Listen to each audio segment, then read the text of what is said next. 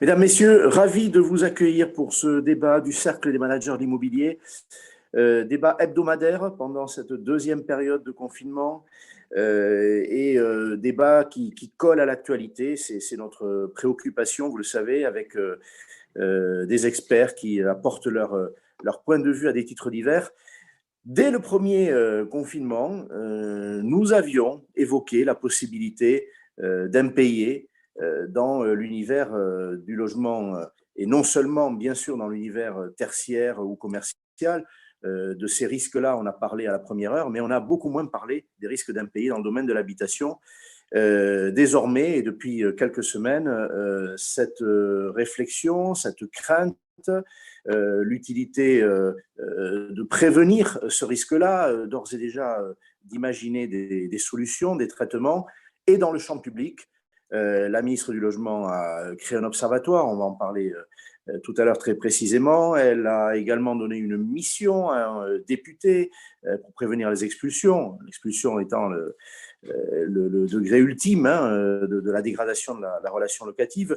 On parle aussi des problèmes dans l'univers de la copropriété, charges de copropriété, bref, fragilisation des ménages, désolvabilisation des ménages, et sans doute de la manière la plus large, c'est le sujet du jour, avec toutes les conséquences que cela peut avoir, économiques, sociales, sur les relations entre propriétaires et bailleurs privés, souvent indépendants, mais aussi bailleurs publics, logements HLM, et dans l'univers de la copropriété, des conséquences qui peuvent prendre d'autres formes, manque d'entretien de l'immeuble, peut-être renoncement à des travaux, notamment de rénovation énergétique. Bref, les sujets du jour sont au cœur de la politique de relance de notre pays, qu'on a beaucoup appuyé sur le logement, et puis au cœur de la vie des ménages et des professionnels qui sont à leur disposition, tous les professionnels de la filière, du bâtiment jusqu'au service. Alors, pour débattre, je voudrais les remercier parce que ce rythme hebdomadaire, il fait que nous sommes amenés avec les autres organisateurs à inviter tardivement, à proposer tardivement à des personnalités qui ont des emplois du temps très, très chargés, encore plus ces temps-ci, de venir nous rejoindre. Ils l'acceptent et je voudrais leur marquer notre gratitude. Je pense tout particulièrement aux élus qui ont aujourd'hui une vie qu'on peut imaginer, très sollicitée par leurs administrés. Et puis je pense aussi à tous les autres. Nos emplois du temps aujourd'hui sont très, très perturbés. Voilà, donc beaucoup de reconnaissance. Alors, reconnaissance que je vais adresser explicitement à ceux qui sont là, puis il y en a deux qui vont nous rejoindre un petit peu plus tard. Mais d'ores et déjà, je remercie par ordre alphabétique. Il n'y aura pas de discussion. Olivier Ancio, il est le directeur général de Loisé d'Aigremont Patrimoine. C'est un administrateur de biens.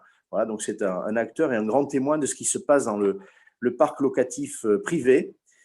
Olivier, tu es avec nous? Ils ont réactivé pas le bon micro, Henri. Bon, ben alors je passe au deuxième. Si. Ça y est, j'ai réussi. Bonjour, pardon. Merci Henri.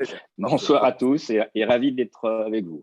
Merci beaucoup d'être avec nous. Je précise, je ne vais pas faire de longues présentations parce que le site du Cercle des managers d'immobilier vous propose une biographie de tous nos invités. Ils ont des parcours riches et je n'aurai pas le temps de le détailler. Vous pourrez regarder ça très, très tranquillement en regard de leur portrait, voilà, leur photo.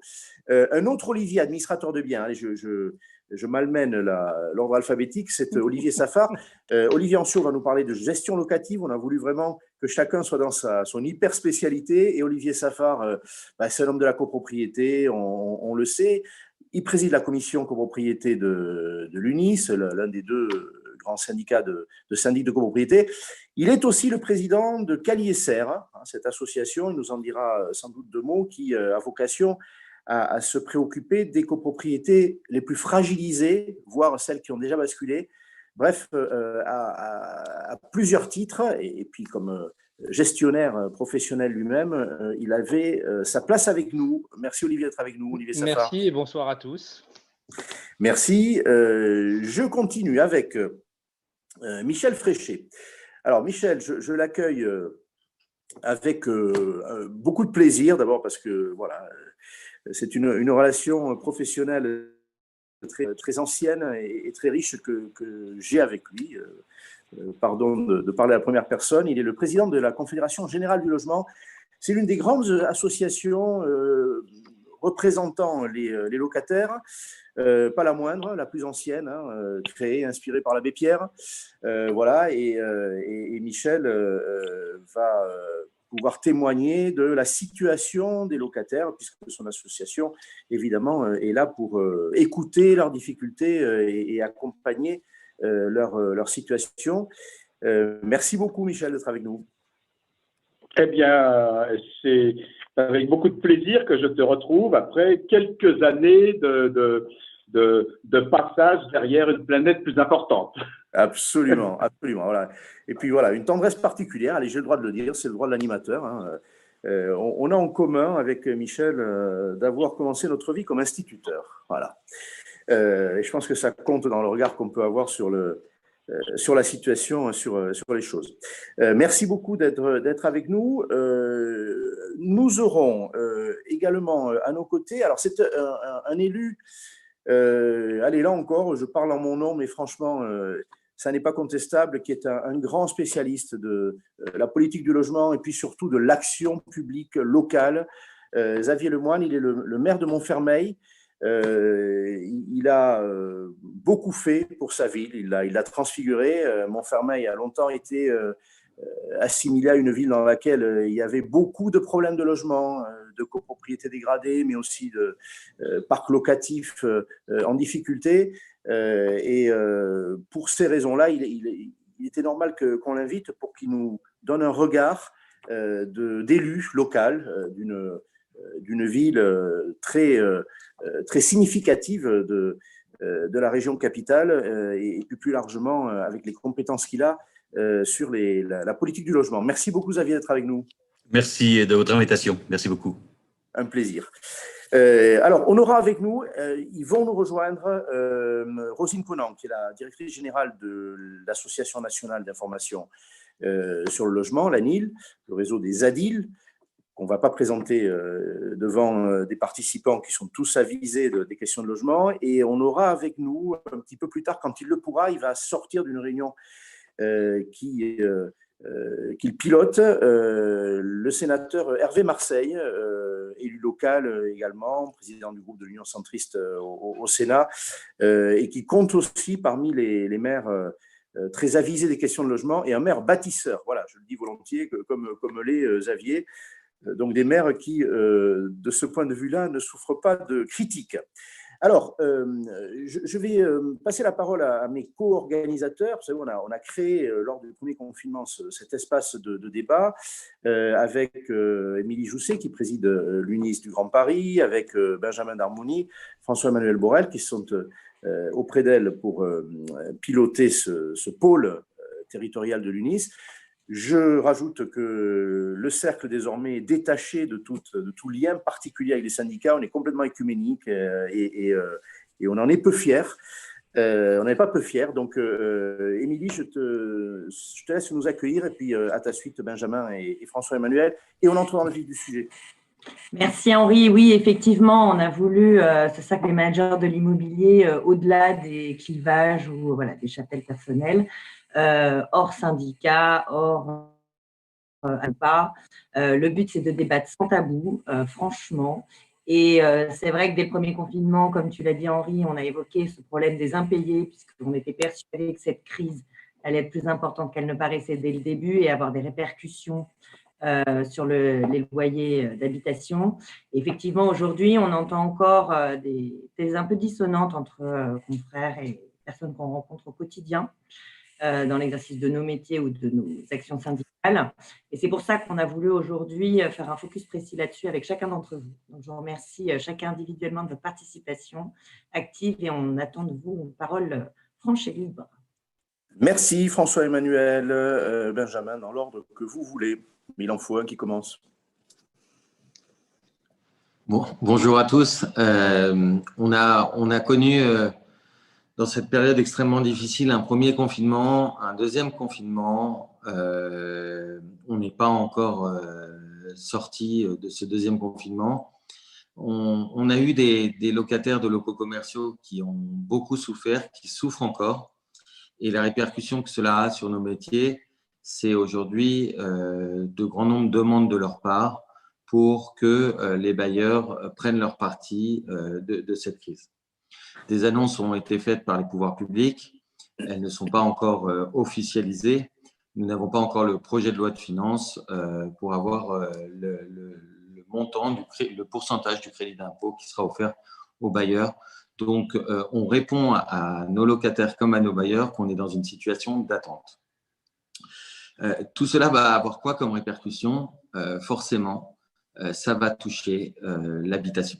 Ça va toucher l'habitation parce que autant le fait que les agents immobiliers étaient le maillon de l'immobilier, eh bien, nos locataires aujourd'hui de locaux commerciaux seront certainement aussi locataires de nos appartements. Et par définition, cela va, à mon sens, engager des problématiques sur le paiement des loyers d'habitation. Et je suis très heureux qu'on soit là ce soir pour essayer d'éclairer les professionnels sur ce sujet. Merci beaucoup. François-Manuel, un petit mot. Et comme d'habitude, on attend beaucoup d'enseignements de cette conférence. Je suis sûr que nous en aurons, non seulement sur des prismes qui sont un peu plus larges que nos propres activités, et tout ça avec le souci, en effet, on s'était dit dès le début qu'il y aurait un choc psychique pour chacun d'entre nous. Je ne suis pas sûr qu'on en soit encore sorti et que les gens émergent véritablement. Donc, à nous de voir ce qu'il en est. Peut-être aurons-nous quelques solutions, quelques préventions. En tout cas, un observatoire me semblait assez nécessaire de toute façon parce que je pense qu'on va recouvrir beaucoup de formes finalement très différentes de réactions des uns et des autres et des impacts sur les uns et les autres. Donc, j'attends déjà des éclairages dès ce soir. Je vous en remercie par avance. Merci beaucoup. Je vais donner la parole à Michel Fréchet, président de la Confédération Générale du Logement. Il est un grand témoin au titre de l'action menée par la CGL pour le compte des locataires, mais sans doute aussi des copropriétaires qui peuvent rencontrer des difficultés, même si on entend beaucoup la CGL sur la relation locative. Je voudrais dire à chacun que ce cercle est un porte-voix puissant. Ce sont 800 participants qui sont de l'autre côté de l'écran, à défaut d'être dans une salle, ils sont dans une salle virtuelle. C'est dire l'intérêt pour cette question, c'est dire à quel point elle est actuelle. Et je remercie les trois co-organisateurs qui sont auprès de moi pour avoir dit franchement que on n'avait peut-être pas tout dit sur ce sujet. Peut-être même que dans la communauté professionnelle ou alentour, on a tué un petit peu cette difficulté. Et il n'est que temps de se dire la vérité sur l'actualité et puis sur les mois qui viennent. Cette crise, on sait qu'elle va durer quelques mois. On a des indicateurs forts sur la dégradation du marché de l'emploi. Benjamin l'a dit, on ne voit pas comment il n'y aurait pas un impact, même si on ne sent pas aujourd'hui totalement sa puissance. Voilà, donc une réunion sans tabou, où on va se dire la vérité avec des représentants de la communauté professionnelle, de l'univers associatif et puis de l'univers des élus. Je passe la parole à Michel Fréchet. Michel, la CGL, c'est l'une des voix fortes dans l'univers des relations locatives, mais aussi de la copropriété. Quel est le constat aujourd'hui qui est fait par ton association? Est-ce que tu as le sentiment qu'on voit ça, ou est-ce que justement cette réunion d'aujourd'hui a une utilité particulière? Derrière le constat que tu vas nous faire partager, est-ce qu'il y a des demandes? Alors, allez, je mets les pieds dans le plat. Ton collègue homologue de la Confédération nationale du logement, la CNL, Eddie Jacquemart, a fait des demandes fortes, gel des expulsions, gel des loyers. Bon, bref, il y a une demande de l'univers associatif, représentatif des utilisateurs du logement, on va dire. Ton regard diagnostique, ton regard thérapeutique. Voilà. Alors, le regard diagnostique d'abord. Je pensais moi-même lorsque ce second confinement est arrivé, que nous aurions une sorte d'explosion des difficultés des usagers. Et je ne cacherai à personne que j'ai été surpris de constater qu'il n'y avait pas d'explosion. Alors, certes, il y a de petites augmentations ici ou là, mais il n'y a pas d'explosion, du moins dans ce que nous voyons. Et qu'est-ce qui nous fait dire ça? C'est que nous, notre baromètre, c'est pas comme les bailleurs que j'ai entendus tout à l'heure, qui ont, eux, une liste de locataires, ils voient, en fonction du regard qu'ils font sur cette liste, si le loyer est payé ou ne l'est pas payé. Bon, nous, notre liste, si j'ose dire, c'est l'initiative des usagers qui nous téléphonent ou qui nous envoient un mail. Actuellement, ils ne peuvent pas nous téléphoner puisque tout le personnel du siège de la CGL nationale est en télétravail. Donc, quand ils téléphonent, ils tombent sur un message qui leur dit « Envoyez-nous un mail ». On leur donne en même temps le mail et donc nos relations se passent par mail. Et ce que l'on constate, eh bien, c'est qu'il n'y a pas d'augmentation forte des mails que l'on reçoit par rapport au premier confinement.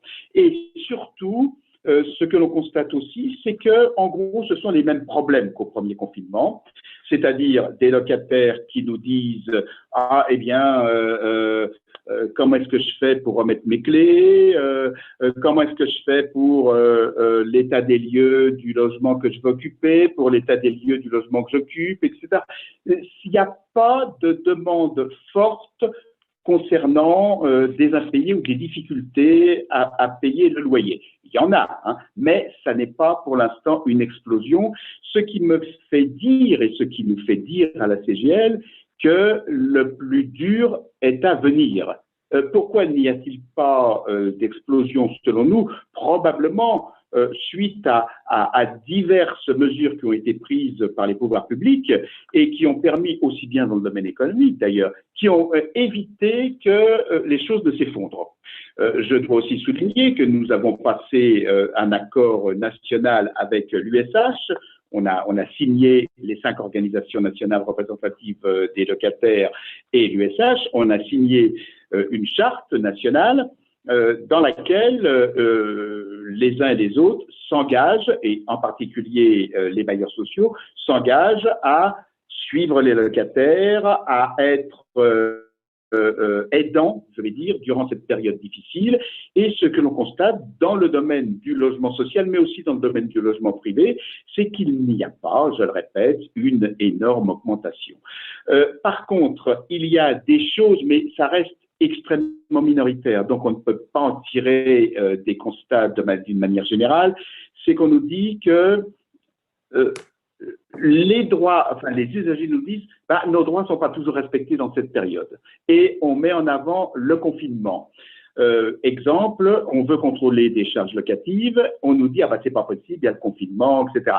Ça, ce sont quelques thèmes qui surgissent. Mais pour l'instant, je le répète, il n'y a pas d'explosion de difficultés. Encore une fois, ça ne veut pas dire qu'il n'y en ait pas. Et je le répète, vous allez dire que je radote, le pire est probablement pour les mois qui viennent. Alors, c'est très intéressant d'abord, merci de ta franchise. Cette conférence, ce débat n'est pas fait pour que on se sente malade ou qu'on sente des douleurs si on ne les ressent pas aujourd'hui. En revanche, je l'ai dit tout à l'heure, on est là pour anticiper sur les mois qui viennent. C'est tout l'intérêt d'un débat qui peut éclairer la décision publique. On est écouté aussi par des décideurs publics et on ne parle pas pour aujourd'hui, on parle pour demain. Et tu le fais très justement. Est-ce que d'ailleurs, ce que tu dis n'est pas le signe que, tu sais, ce qu'on appelait l'aléa moral au moment de 2014, la loi Allure, la tentative de créer une protection universelle des loyers, on a beaucoup entendu, mais le risque, c'est que le locataire qui rêve de ne pas payer son loyer, finalement, il ne le paie pas. Moi, j'ai l'impression que les ménages, qu'ils soient copropriétaires, qu'ils soient locataires, ont fait une priorité de l'acquittement de leur facture, finalement. Aujourd'hui, je veux dire, il y a aussi un engagement moral, mais à un moment donné, ça risque de se terminer quand il y aura une impossibilité, malgré la solidarité familiale, peut-être malgré un crédit conso, ça risque de craquer, quoi.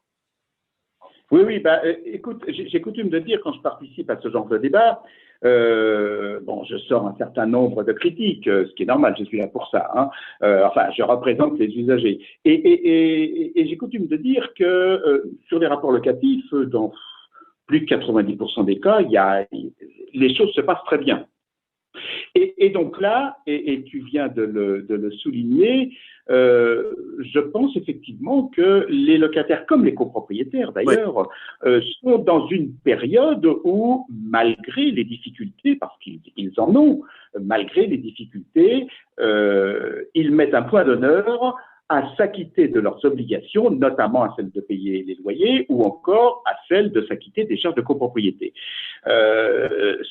Mais comme tu le soulignes, ça ne va probablement pas durer éternellement. Le chômage, lui, par contre, commence à augmenter sérieusement. Il va continuer à augmenter, ne nous leurrons pas. À un moment, il faudra bien que les aides des pouvoirs publics s'arrêtent. Hein. On ne va pas s'endetter pendant des mois. Déjà, actuellement, on est dans une situation économique qui est quand même nettement dégradée. Donc, à un moment, tout ça va s'arrêter. Et c'est vraiment là où ça va être le moment de vérité. Ce que j'espère personnellement, c'est que l'économie de notre pays, qui a montré d'ailleurs qu'elle était plutôt réactive, eh bien, une fois cette période difficile passée, se réactive très fortement et que nous arrivions dans un temps pas trop long, à retrouver un certain nombre d'équilibres. Mais ça demandera quand même un peu de temps. J'espère, mais je ne le pense pas, mais ça c'est une opinion tout à fait personnelle, qu'il n'y aura pas d'effondrement économique, mais encore une fois, que ce soit au niveau économique ou que ce soit au niveau des usagers, pour l'instant, j'ai envie de dire, ce que l'on a mis en place pour que les choses ne s'effondrent pas, ça tient, pour l'instant. D'accord, parfait. À ce jour, tu vois une différence entre les locataires, les usagers, je reprends ton mot, du logement HLM. On interrogera tout à l'heure nos élus aussi sur le sujet qui sont très proches des organismes HLM, de leur commune, de leur territoire. Mais tu vois une différence entre les locataires du social et les locataires du privé en termes de dégradation, ou pour toi, tu dirais que les deux populations arrivent à tenir le coup aujourd'hui? Écoute, très honnêtement, tu veux qu'on soit honnête, très honnêtement, on ne voit pas de différence. D'accord. Et dans le thème de notre soirée, on disait du constat de la situation économique aux craintes qu'on peut avoir de décisions publiques qui seraient mal ajustées. Tu as des demandes, toi, j'évoquais ton collègue de la CNL, et vous pouvez avoir des différences d'appréciation. Tu as des demandes spécifiques? Est-ce que tu dis qu'il faudrait aider les bailleurs? Je pense à la mesure pour le tertiaire qui a été proposée par Bruno Le Maire, un propriétaire qui remettrait un mois de loyer tertiaire, on ferait un effort pour lui en termes de crédit d'impôt. Est-ce que c'est quelque chose que tu imagines, ou est-ce que tu dis aujourd'hui, il faut voir venir, je n'ai pas de demande particulière? Non, on a des demandes, bien entendu, et on a notamment une demande qui, pour l'instant, n'est pas satisfaite, qui est identique d'ailleurs à celle de la CNL. On a une demande de création d'un fonds national d'aide à la quittance. D'accord. Pourquoi est-ce qu'on demande ça? Parce qu'on nous dit, il y a les FSL. Oui, sauf que pour bénéficier du FSL, il faut être en impayé de loyer pendant, si mes souvenirs sont exacts, pendant 3 mois, je crois, ou 2 mois, quelque chose comme ça. Ça n'est pas rapide. Alors que l'intérêt d'un fonds national, c'est que les aides peuvent arriver très, très vite. Ça, c'est une demande qui est très forte chez nous. En ce qui concerne, comme demande certaines associations, un moratoire pour les augmentations de loyer, etc., oui.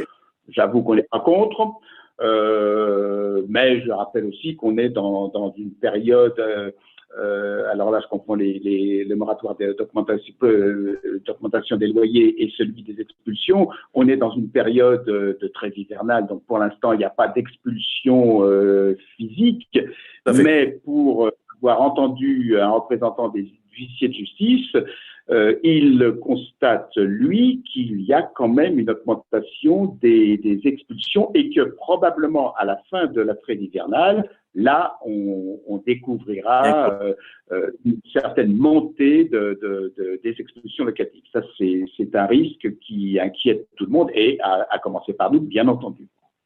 Merci beaucoup, Président. Je vais peut-être donner la parole d'abord et ensuite on recueillera le constat en contrepoids hein, de celui du président de la CGL, de nos administrateurs de biens, aussi bien en gestion locative qu'en copropriété. Xavier Lemoine, alors, quand on est maire, d'abord on est récipiendaire de toutes les inquiétudes, de toutes les demandes de la population, et en particulier en matière de logement. Ça, c'est toujours vrai. Qu'est-ce que tu entends aujourd'hui dans cette ville de Montfermeil qui est très représentative voilà, d'une population qui peut être fragilisée rapidement par les circonstances économiques, regard sur la population du logement social comme du logement privé, tu as les deux dans ton parc. Voilà, ton regard. Une proposition a été faite par Michel Fréchet. On s'est retrouvés il n'y a pas très longtemps hein, pour la journée Solidarité Logement, Xavier, et je t'ai entendu t'exprimer aussi là-dessus. L'idée d'un fonds de solidarité a été émise. Quel est ton avis ou sur tout autre dispositif public que tu jugerais nécessaire, réaliste ou irréaliste? Alors, en tant que maire, j'ai une bonne, voire assez bonne visibilité sur ce qui se passe dans le logement social. Et le protocole qui a été signé par les organisations, les associations représentant de locataires, l'USH et les bailleurs, et les chartes qui en ont découlé, bailleur par bailleur, sont assez opérantes. C'est-à-dire qu'on a maintenu un minimum de tout ou partie du loyer. En contrepartie de ça, il y a un accompagnement et une étude au cas par cas de chacune des situations vraiment individualisées. C'est du cousu humain. Ensuite, il y a des délais, il y a des échelonnements. Donc, ces gens-là sont très, très bien accompagnés. De surcroît, et on peut le dire, alors, j'accepte qu'il n'y a pas d'explosion. En revanche, dans les mairies, on voit une explosion sur le fonds de solidarité énergie. On a vu et on continue de voir une explosion sur les demandes de bons alimentaires. Et donc, j'accepte qu'effectivement, les ressources des familles aient été concentrées sur la préservation, je dirais, du paiement ou toute partie du paiement du loyer. En revanche, on a énormément soulagé les familles sur tout ce qui est alimentaire et énergie. D'autre part, il y a eu, dès le premier confinement, et on le revoit aujourd'hui, intrafamilialement, intra-quartier et intra-communautaire, des initiatives de solidarité où, par exemple, pour la nourriture, eh bien, ils commandent en gros des centaines de kilos de riz, de ceci, de cela, qu'ils se répartissent après, ce qui fait que ça fait totalement écrouler le budget consacré à la nourriture, ce qui permet justement de pouvoir honorer ce qui semble être plus vital. Donc, il faut voir qu'on a effectivement quelque chose d'assez bien protégé, de bien accompagné. En revanche, je suis beaucoup plus en difficulté pour connaître ce qui se passe sur le logement libre, parce que là, on n'est pas en relation avec des bailleurs qui nous disent ce qui se passe et ce qu'ils font. Ce sont des propriétaires multiples qui diffus. Et donc là, on n'y voit pas clair du tout, et encore moins sur toutes les personnes qui sont dans un point d'accession à la propriété, et donc avec des ressources. Alors effectivement, l'amortisseur organisé par l'État fait que certains chocs sont amortis pour certaines catégories de population, et je pense que c'est dans les semaines ou dans les mois qui viennent qu'on aura véritablement le gros des plans sociaux, même si quand on regarde actuellement ce qui se passe, c'est quand même par milliers que un certain nombre de sociétés licencient. Ce qui va advenir du commerce de proximité, je dirais, et quand même, et de la restauration et de tous les personnels qui gravitent autour de cela, est à mon avis un sujet, en tout cas en Île-de-France, me semble-t-il. Et donc, je pense qu'on va avoir des effets différés dans le temps qui vont monter en puissance. Et donc, je pense qu'il ne faut pas relâcher sa vigilance. La question des commerces et de toute autre chose, je sais que les collectivités sont des fois propriétaires des murs. Donc là, il y a eu des efforts de fait importants. Les territoires et la métropole ont fait des efforts importants. Lorsqu'on a affaire des investisseurs ou également des particuliers, eh bien, là aussi, il y a une très forte disparité de traitement. Et donc, pour des situations comparables sur le plan économique au regard de son activité commerciale, la relation où selon que l'on est propriétaire d'un propriétaire là, les situations sont extrêmement disparates, et je pense qu'il y a des faillites qui seront expliquées uniquement par cette disparité de traitement. voilà, Oui, vu de mon balcon, ce que je peux. Ouais. Alors, très intéressant. Je vais tout à l'heure interroger d'ailleurs nos administrateurs de biens sur le sujet. C'est-à-dire que dans l'univers privé, il y a peut-être des efforts, des ajustements, des assouplissements qui seront obtenus de la part des locataires. Et peut-être que ces solutions seront invisibles mais efficaces.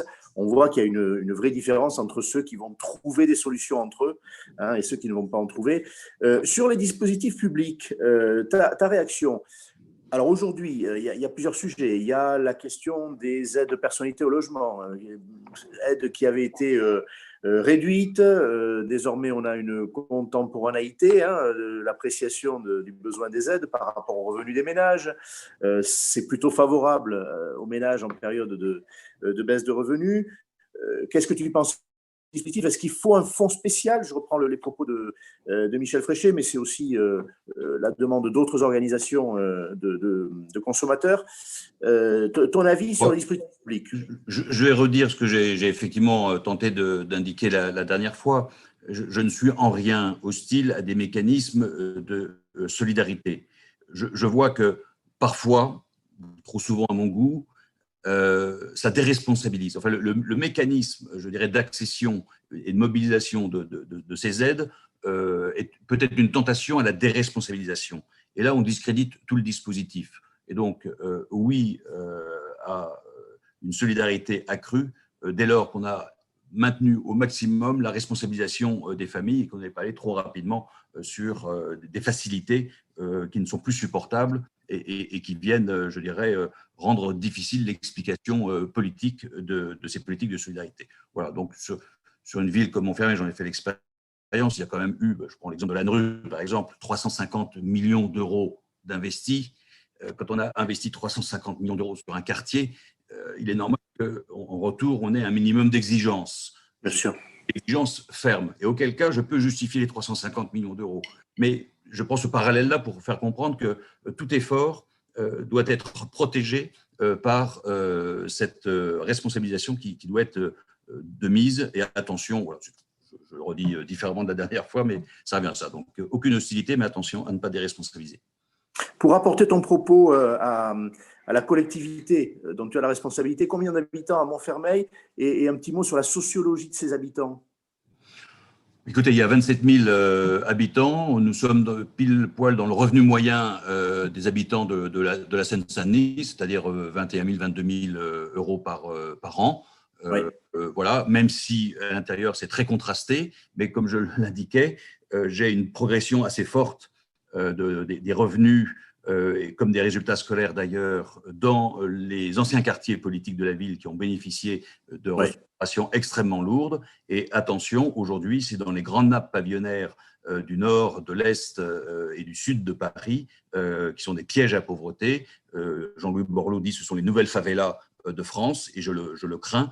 Et donc, les pièges à pauvreté sont dans le pavillonnaire, et les difficultés économiques que j'ai et sociales les plus aiguës ne sont plus dans ces anciens quartiers qui ont fait l'objet, je dirais, d'un traitement approprié de la part de l'État, à travers l'ANA, Lannerue, mais le pavillonnaire. Et c'est lui qu'il faut surveiller de très près. Et là, on est assez démunis, les pouvoirs publics sont assez démunis en termes de politique publique. D'abord, c'est diffus, c'est très difficile à détecter et ensuite à venir aider. Le taux de chômage de ta commune est dans la moyenne Il est dans la moyenne, mais là aussi, c'est très contrasté. Et les jeunes, je dirais, représentent, je crois qu'on doit être à quasiment 30% ou 35% du chômage des jeunes. Ensuite, je dirais, les choses s'améliorent. Puis dès qu'on a dépassé 48, 50 ans, les choses se dégradent encore très fortement. Donc là aussi, il faut regarder tranche d'âge par tranche d'âge pour apprécier les efforts à apporter ou les difficultés. Et pas de dépendance à un secteur d'activité particulier, je veux dire par différence avec, je pense à Toulouse, voilà, bon, il n'y a pas de crainte liée à un secteur qui serait affecté et dépendrait beaucoup des ménages? Notre territoire, notre ville est située à 15 km de Roissy, de Marne-la-Vallée et de Paris. Donc je dirais la variété, je dirais, des professions que l'on peut accéder à partir de villes telles que les nôtres font que les choses s'équilibrent assez. Alors, effectivement, le domaine de la restauration qui s'effondre, c'est pas neutre chez nous. L'aéroportuaire, ce n'est pas neutre également. En revanche, le bâtiment, lui, pour l'instant, est préservé. Donc, voilà, Oui. Les choses arrivent à s'équilibrer. Et à l'intérieur même des familles ou des communautés, il y a cette entraide fait que celui qui travaille dans les cuisines, mais le cousin ou le frère travaille dans le bâtiment. Cette solidarité intrafamiliale, intracommunautaire et intraquartier est aussi un bon et bel amortisseur à tout cela. Pour finir, on reviendra vers toi, mais est-ce que tu crains, ou en tout cas, est-ce que tu anticipes des demandes de logements sociaux au sein de ta ville? On sait qu'on se tourne beaucoup vers le maire, même s'il n'a pas tout pouvoir en la matière, mais des demandes de logements sociaux de la part de ménages qui ne seraient plus en situation de rester dans le locatif privé notamment. Tu as quel pourcentage de logements sociaux d'ailleurs dans ta ville? J'ai je dirais le réglementaire, les 25. Là. 25, d'accord. Il n'y a pas de souci, 30, je ne sais plus. D'accord. Le préfet ne me fait pas de lettre d'observation. Donc il n'a pas d'amende, je pense, c'est bien. Je ne sais pas si… marginalement, oui, on a régulièrement effectivement des personnes, hélas, qui à un moment pour un accident de la vie, alors soit professionnel, soit familial, décrochent et qu'on est obligé effectivement et qu'on raccroche sur du logement social après avoir connu un autre type d'habitat. C'est l'accession que je reste interrogatif sur tous ces jeunes ménages qui se sont lancés dans l'accession, qui est quand même une aventure au long cours. Et là, je reste prudent et je crains un certain nombre de pépins. Et là, c'est plus très intéressant. On va aller maintenant vers nos deux représentants de l'administration de biens. Allez, on va demander à Olivier Ancio. Les deux portent le même prénom, c'est plus facile pour moi. Olivier Ancio est un spécialiste de gestion locative, si tu connais tous les métiers, mais aujourd'hui, c'est ta mission. Alors, dans le parc privé, on vient d'entendre le propos de Xavier Lemoine qui dit « Moi, j'ai une bonne vision de ce qui se passe dans l'univers social, aussi parce qu'il y a des indicateurs, et puis qu'il y a une concentration. Les bailleurs sociaux, aller dans une ville, on va en avoir 2, 3 ou 4 au maximum, et donc c'est plus facile de faire une photographie. Les bailleurs diffus, comme on le disait avec Xavier, voilà, ils sont là, et finalement, si on n'est pas l'administrateur de biens avec un portefeuille face à soi, on n'y voit pas clair. Alors justement, ton regard, le groupe Loisel d'Aigremont, c'est un gros opérateur, notamment dans la région capitale, mais aussi ailleurs. Ton constat, est-ce que, comme Michel Fréchet, tu dis on ne sent pas la dégradation, mais de manière très fine, est-ce qu'on a des signaux faibles, comme on dit, qui pourraient devenir des signaux forts? Est-ce qu'on a déjà des signaux forts? Ton diagnostic au moment où on parle. Et tes craintes aussi pour l'avenir immédiat, bien sûr.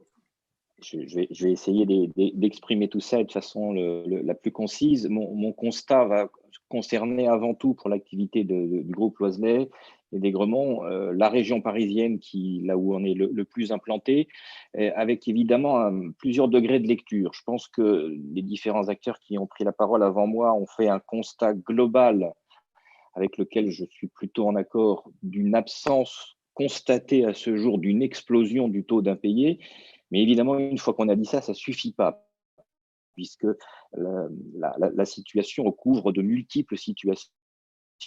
Ce qui est sûr, c'est qu'à l'occasion du premier confinement, nous avons constaté globalement une augmentation des demandes d'étalement de loyer. Et je reviens aux propos qui ont été tenus tout à l'heure sur l'engagement de responsabilité pour l'essentiel des locataires, parce que pour l'essentiel, pour la très grande majorité des accords locatifs qui ont été trouvés, il y a eu un grand respect de l'étalement de ces loyers. On ne le constate pas encore à l'occasion du deuxième confinement, peut-être était plus court que le premier, donc c'est peut-être ce qui peut expliquer la chose, mais je suis d'accord aussi avec le fait que on est à la veille sans doute de la constatation d'une dégradation plus importante à venir. Alors là, je parle évidemment du logement. Nous avons, c'est l'intérêt aussi dans mon propos, l'expérience dans le groupe Loisel d'Aigremont du parc locatif privé, mais également du parc aidé avec des grands partenaires comme Foncière Logement. Globalement, là encore, je ne peux pas dire qu'il y ait une différenciation notable dans le comportement de règlement des loyers des deux secteurs. Il en va évidemment, ça a été dit tout à l'heure, totalement différemment pour nos locataires commerciaux. Et là encore, il faut évidemment différencier la personnalité des bailleurs.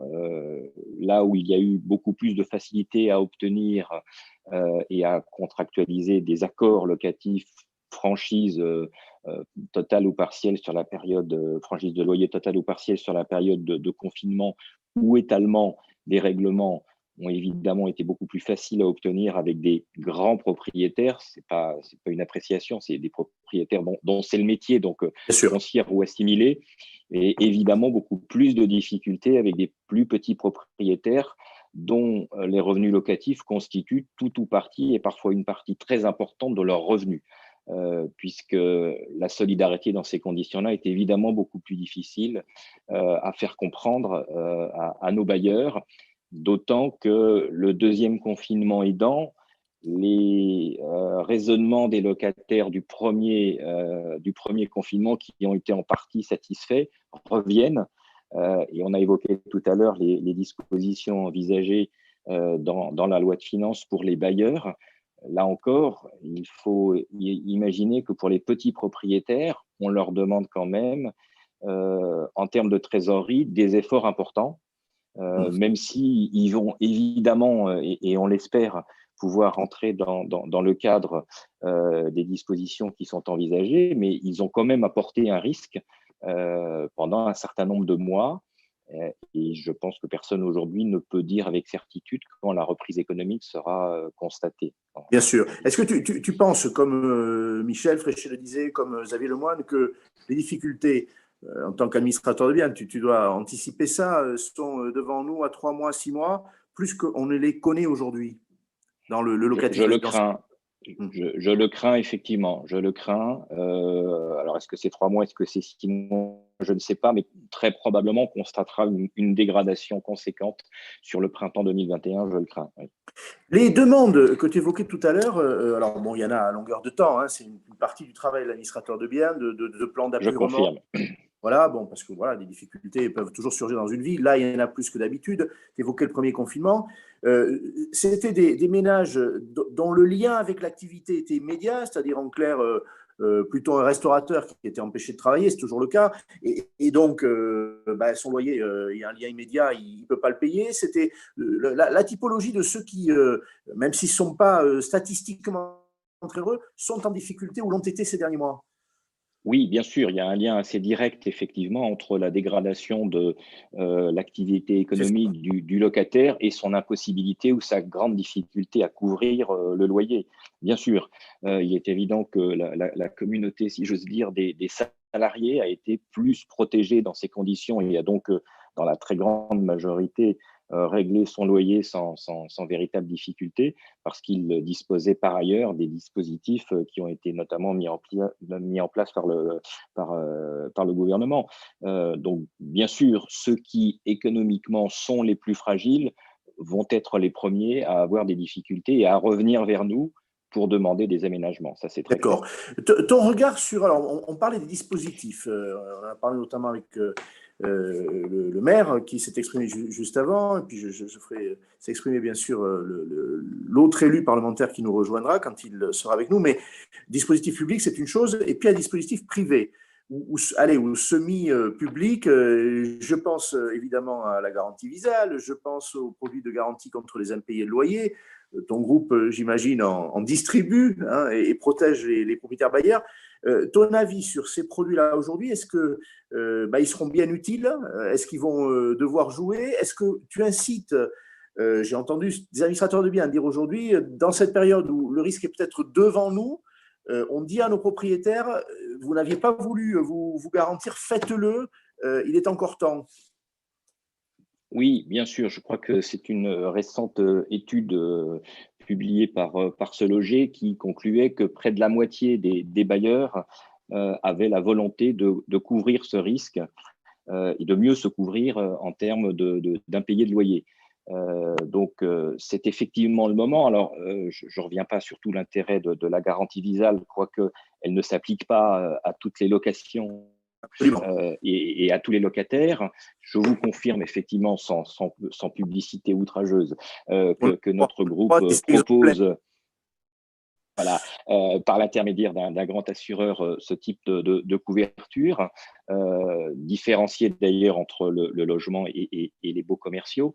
Mais il est évident que nous avons plutôt un intérêt commun de proposer à nos mandataires bailleurs de couvrir ce risque, car encore une fois, il serait totalement inapproprié de considérer que le printemps qui vient ne connaîtra pas une augmentation conséquente des impayés. Et encore une fois, avec des comportements des locataires qui aujourd'hui sont, pour la plupart d'entre eux, très responsables, mais il est évident qu'il y a un moment donné où la responsabilité ne suffira pas quand les conditions économiques ne permettent plus le règlement aisé des loyers. C'est une évidence. Aujourd'hui, un assureur que vous avez pour partenaire, je ne fais pas de publicité, mais encore une fois, ton groupe est… Alors, je peux le dire comme ça. Ça lui fera plaisir. Si vous écoutez, c'est la SMA qui nous accompagne. Et bien voilà, c'est une grande maison. Bon, c'est une grande maison. Bref, cet assureur-là ou d'autres, tu connais bien ton univers, aujourd'hui joue encore le jeu. C'est-à-dire, moi, je suis propriétaire bailleur, j'ai un logement ou deux, je peux encore me garantir si j'ai pas de situation particulièrement dégradée, mais que ça peut m'arriver. Tout à fait. Moi, je le confirme, en tout cas pour le partenaire avec lequel nous sommes. Donc, effectivement, ils jouent le jeu et ils jouent pleinement, là, également, l'inverse de ce que faisaient les locataires. C'est leur responsabilité aussi, collective, dans une période tendue. Si j'ose dire, c'est le moment de compter sur nos partenaires précisément assureurs. C'est quand il y a un sinistre qu'on compte sur eux. En tout cas, sur le marché, il n'y a pas non plus 50 produits existants, mais globalement, la solidarité des assureurs joue aujourd'hui pleinement. D'accord. Merci beaucoup, Olivier. Je vais passer à ton confrère, l'autre Olivier Safar. Alors, Olivier, on a voulu traiter, et quand Roselyne Conan, je ne sais pas si elle est encore avec nous, mais s'exprimera, elle parlera aussi au titre de l'Observatoire qui s'est créé des deux sujets, des loyers et des charges. Et on entendait Xavier Lemoine dire mon inquiétude peut-être la plus forte porte sur l'accession à la propriété. Et donc, ces ménages qui sont en copropriété dans nos villes et qui ont donc des charges à acquitter, des charges de copropriété, des charges courantes, mais qui peuvent aussi être des charges attachées à des grands projets de travaux. Alors, ton constat, le groupe Safar, c'est pareil, c'est un portefeuille important dans la région capitale très, très largement, avec, j'imagine, une sociologie très, très diverse d'habitants. Oui. Ton regard sur le recouvrement des charges, c'est la mission du syndic. Est-ce que c'est plus difficile? Est-ce que ça tire? Est-ce que tu anticipes des difficultés? Là encore, diagnostic, les solutions, après on en parlera, c'est plus compliqué dans l'univers de la copropriété. On commence par le diagnostic. Merci Henri, tu as raison. Au niveau aujourd'hui des charges de copropriété, on ne voit pas une augmentation extraordinaire des impayés. Ce n'est pas la réalité. On voit effectivement des copropriétaires qui ne payaient pas déjà auparavant et qui justement en profitent en disant mais c'est difficile et ils recommencent à ne pas payer, toujours les mêmes. La dégradation n'est pas sur le montant des charges en copropriété au titre des charges courantes. En revanche, la dégradation vient et va venir de façon plus importante encore sur les travaux qui vont être votés en Assemblée générale et pour lesquels on va engager des travaux, notamment travaux de réparation, mais aussi travaux de rénovation énergétique et tout ce qui est fixé aussi dans le plan de relance, qui est quand même un point important. Je voudrais quand même rappeler à tous qu'on est parti sur un problème de relance économique et de relance dans le principe de la construction, dans la relance des travaux dans les immeubles. Et c'est vrai que c'est un point important. Les immeubles ont besoin d'être entretenus, d'être réparés, d'être rénovés, aucun doute là-dessus, et surtout de retrouver une partie un peu plus énergétiquement sympathique ou positivement pour tous, c'est-à-dire améliorer cette rénovation énergétique et cette étiquette pour la mettre un peu plus verte. Ce point-là, il a démarré récemment, on est en train de le mettre en place et on se rend compte qu'effectivement, pendant la période de confinement et pendant cette deuxième période de confinement, toutes les assemblées générales que l'on a convoquées ont eu très peu de travaux à voter. C'est-à-dire que si on a voté quelques ravalements, c'est peu, c'est peut-être 3, 4, 5 immeubles au lieu des 150 immeubles habituels. Il y avait peut-être des injonctions de la mairie en plus. Et voilà, certaines ont eu des injonctions, certaines ont eu des obligations. Et effectivement, ça s'est fait.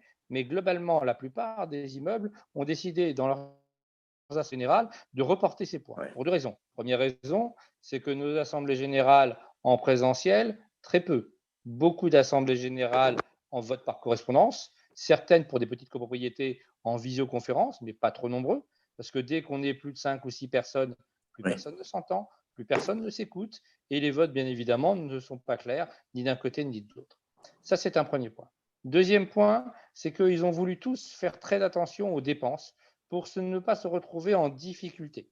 C'est-à-dire que nos copropriétaires sont aussi dans un attentisme certain et surtout dans une attente en disant on ne va pas dépenser, on ne va pas engager de travaux, on ne sait jamais ce que ça va être dans 3 mois, 6 mois, 1 an, 2 ans. Parce que je rappelle que quand on engage des travaux de ravalement ou des travaux de rénovation énergétique, la plupart du temps, ça dure 1 an et demi, 2 ans, voire 3 ans, ces travaux.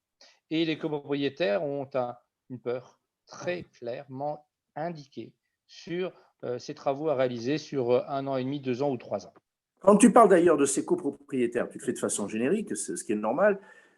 Si tu devais préciser, il y a une sociologie particulière ou est-ce que le ménage de cadre a autant d'inquiétudes qu'un ménage qui a des revenus moindres, profession libérale? Est-ce que tu sens cette ambiance générale pour l'ensemble des copropriétaires d'un portefeuille tel que le tien? Alors, au départ, on avait dit oui, c'est la même chose. C'est généralisé tant sur l'ouest parisien que sur l'est parisien.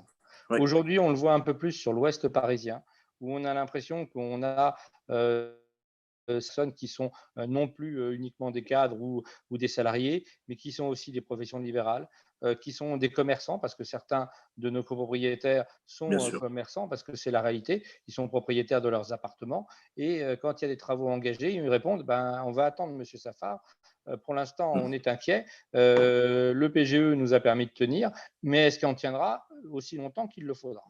Donc ça, c'est une réalité, ils ont peur. Et on a maintenant la même analyse sur la partie est parisienne, non pas parce qu'ils ont plus peur, mais parce qu'ils se disent, si ma société dépose le bilan, je serai licencié. Et c'est une vision différente pour eux, une analyse différente. Alors peut-être qu'il y a un premier effet et un deuxième effet, mais on voit aujourd'hui arriver les deux clairement sur le marché, avec en disant, on ralentit, on freine, on reporte ce point à l'année prochaine, on ne l'abandonne pas, on a bien compris, mais on évite de se retrouver en difficulté sur 2021 ou 2022. Et moi, j'en suis très malheureux parce que le plan de relance qui a été mis en place, avec notamment ma prime rénov pour les syndicats des copropriétaires, c'est disponible à partir de janvier, mais nos assemblées de copropriétaires, on peut voter de travaux, donc on ne pourra pas les obtenir. Et si ça s'arrête en 2022, ça va être un peu court.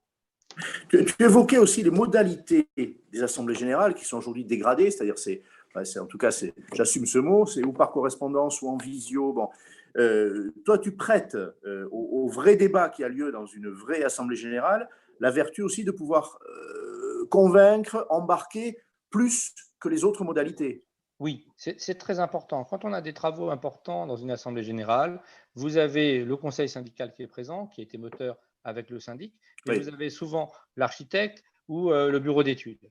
Et tout cela viennent expliquer, viennent répondre aux questions des copropriétaires qui sont légitimes. C'est logique. Quand on va engager des travaux qui, dans certains cas, font 300 000, 500 000, 1 million, 2 millions d'euros, c'est très important. Il faut que les copropriétaires sachent jusqu'où ils vont, quels points ils mettent en avant, quels avantages ils vont avoir, parce que ça va leur coûter beaucoup d'argent. Et deuxième question, c'est en combien de temps on l'amortit? Ça, c'est une deuxième analyse. Et notre troisième analyse, c'est comment on le finance. Et ça, c'était une difficulté parce que les crédits copropriétés, à un moment, le crédit foncier s'est arrêté. Ça a été repris par la Caisse d'épargne Île-de-France. Mais le temps de se mettre en place et de retrouver une machine qui tourne avec une possibilité de valider ce type de crédit en ligne, c'est arrivé que depuis 1 mois. Donc, on a repris les choses, on redémarre à nouveau, mais avec un nombre de copropriétés moins volontaires aujourd'hui qu'avant. Olivier, alors avec l'autorisation de Roselyne Collant, je vais donner la parole à Hervé Marseille parce qu'il est sorti d'une réunion pour être avec nous et je pense qu'il devra y retourner. Je sais qu'il fait à cette tribune virtuelle. Hervé, monsieur le sénateur, je t'autorise le tutoiement. Voilà, je ne vais pas travestir la réalité. Je veux dire te connaître depuis très longtemps. Tu es sénateur des Hauts-de-Seine, tu es président du groupe de l'Union centriste du Sénat, tu as été vice-président du Sénat il y a encore 2 ans, voilà, 3 ans, et aujourd'hui, alors tu as eu beaucoup de mandats locaux, maire de Meudon pendant très longtemps, c'est une ville que tu connais très bien, et c'est aussi comme très proche d'une collectivité locale qu'on t'a invité. Et puis, tu es aussi administrateur d'un important office HLM que tu as piloté, qui est Seine-Ouest Habitat, c'est 8000 logements, je crois. Bref, tu as une vision panoramique de la situation des ménages par rapport au logement aujourd'hui, acquittement des loyers. On parlait avec tout à l'heure Xavier Lemoine, que tu connais, qui est avec nous, du risque que les accédants à la propriété soient en difficulté pour payer d'abord leur traite vis-à-vis de la banque et puis leur charge de copropriété. Donc, ton regard, et puis tu es parlementaire.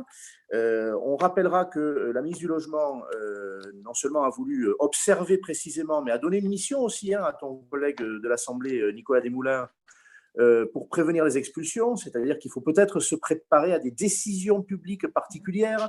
Est-ce qu'il va y avoir des aides particulières? Il y a la question des aides au logement. Est-ce qu'elles ont assez de souffle aujourd'hui? Voilà, donc un regard avisé de la réalité de terrain, privé, public, et puis aussi le parlementaire qui risque de voir arriver des projets de loi, des dispositions pour répondre à l'urgence de la situation. Merci Henri. Rapidement, effectivement, je crois qu'il y a beaucoup de sujets que tu as évoqués. On discute justement aujourd'hui même plan de relance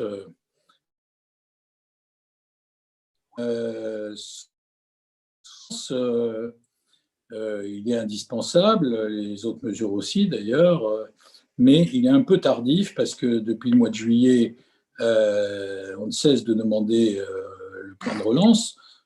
Aujourd'hui, il est en cours de discussion. On parle de 100 milliards, en fait, il y en a eu 15 au PLFR, 3, il y en a 45 dans le budget, il faut attendre la fin de l'année, tout ça c'est pour l'année prochaine. Bon, sans parler de ce qui vient de l'Europe et qui n'est toujours pas réglé. Donc, on a un vrai sujet. Dans le plan de relance, il y a un trou dans la raquette, c'est le logement. Ça a été dit par beaucoup d'orateurs. Le logement, c'est, dans le plan de relance, essentiellement la rénovation énergétique. C'est ça. Quand on parle de rénovation énergétique, juste un mot, je fais partie des heureux propriétaires qui ont la joie, depuis quelques années, de participer à ce qui fait le sel de la vie, c'est-à-dire des réunions de copropriétaires. Qui n'a pas vu une réunion de copropriétaires n'a pas vécu. Dien Bien Phu, à côté, c'était une blague. Donc, à ma connaissance, c'est 1 fois par an à peu près les réunions de conseil syndical. La rénovation énergétique, avant de se pointer devant une bande, souvent de petits vieux qui sont les plus présents, qui ne veulent rien dépenser, il faut au moins leur amener des études. Donc, d'ici le mois de juin 2021, il va falloir leur trouver des gens qui fassent des études et puis faire des appels d'offres pour trouver des boîtes qui fassent les travaux. Tout ça en 2 ans, je mets au défi, et c'est ce que pensent beaucoup de syndics que j'ai reçus, de pouvoir régler le problème avec les tensions qu'il va y avoir sur les prix, sur le travail, sans préjudice de la situation sanitaire et juridique. Donc, il y a déjà un premier sujet là-dessus. Pour le reste, on est passé à côté, j'allais dire, d'une mobilisation en faveur du logement, de la création de logements, de l'accession à la propriété et de l'emploi, parce que c'est quand même un gros pourvoyeur d'emploi. Et donc, beaucoup de promoteurs nous disent l'année prochaine, on n'a plus de produits à vendre. Après l'été prochain, après l'été 21, il n'y a plus rien à vendre. Donc, des tensions à attendre sur les prix dans les zones sensibles.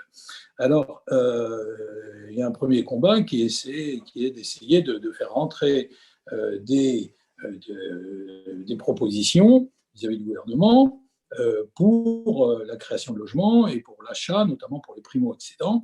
Parce que Bercy part d'un principe simple qui est très Bercy, c'est de dire il y a du pognon dans les banques, il faut que les gens sortent l'argent et achètent.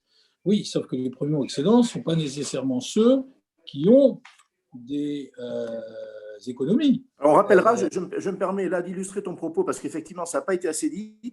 Ces quelques 120 milliards d'épargne qui ont été constitués par les ménages depuis mars, on s'est juste aperçu que 10% des ménages français avaient épargné 50% de cette somme. Hein. Donc effectivement, on épargnait ceux qui pouvaient. Voilà, et donc ce n'est pas les mêmes clients. En plus, l'État, évidemment, qui dépense beaucoup, et c'est parfois de trouver des recettes. Donc ils avaient jeté leur dévolu une fois de plus sur Action Logement, en disant il leur reste quand même un peu de sous, on pourrait peut-être définitivement régler le problème. Et tout ça pour payer les APL. Parce que sur 1,5 milliard, qui voulait piquer dans les poches d'Action Logement, c'était fléché pour financer les APL. Donc, c'est un combat qu'on a mené, c'est au Sénat, et en particulier Valérie Létard, avec l'aide des 6 derniers ministres du Logement, que le gouvernement a calé. Mais quand on connaît Bercy, on sait qu'on les a sortis par la porte. Ne vous inquiétez pas, ils vont essayer de rentrer par la fenêtre ou par le soupirail dans les mois qui viennent. Donc, on a un vrai sujet logement dans le plan de relance. Maintenant, il y a un autre sujet qui est collatéral, c'est qu'avec cette crise, il y a une montée de la précarité. Si vous écoutez ce que disent les associations qui commencent les collectes, en particulier le Secours catholique ou... on en a parlé avant qu'il arrive, c'est très clair, oui, sur l'aide alimentaire en particulier. Montée de la précarité, le logement est un des éléments qui, évidemment, est immédiatement un facteur de précarité supplémentaire, puisque les gens sont amenés, dans ces cas-là, à ne plus payer le loyer. Parce que précarité, c'est moins de 890 € par mois. Donc, il y a toutes sortes, là aussi, de propositions. Je ne reviens pas là-dessus. Les uns disent qu'il faut un RSA jeune, les autres disent pour aider les plus jeunes, les autres, il faut abonder certains autres budgets. En tous les cas, il y a un sujet précarité et donc il faut pouvoir aider. Moi, je vois dans mon office, que j'ai eu l'honneur de présider pendant plusieurs décennies et où j'appartiens toujours au conseil, on travaille essentiellement avec le FSL parce qu'on a la chance dans les Hauts-de-Seine d'être dans des coins qui ne sont pas les plus précarisés, soyons clairs. On a un peuplement, même en logement social, qui est quand même un peuplement qui fait que la montée des impayés est pas très significative. Il y a beaucoup de personnes âgées, les retraités sont quand même mieux lotis que la plupart de beaucoup de salariés, et donc on a un 1%, 1,5% d'augmentation de taux d'impayés, qui est traditionnellement autour de 3, et on est passé à 4 et quelques. Donc, ce n'est pas un drame absolu, même si c'est gênant, ce n'est pas un drame.